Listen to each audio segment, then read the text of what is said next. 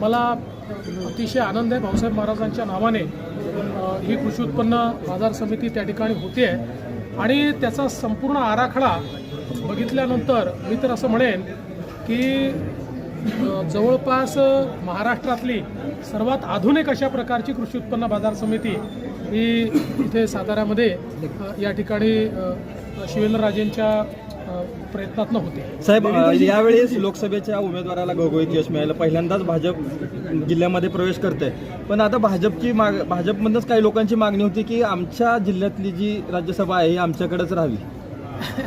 हे असं आहे की 2 राज्यसभा आमच्याकडे आहेत. त्यातली एक राज्यसभा ही भारतीय जनता पक्षाकडे राहणार आहे. एक आम्ही त्यावेळी अजितदादांना कबूल केली होती, त्यामुळे ती त्यांच्याकडे जाऊ शकते किंवा जाणार आहे. जो काही योग्य निर्णय आहे तो निर्णय निश्चितपणे आता आमचं पार्लमेंटरी बोर्ड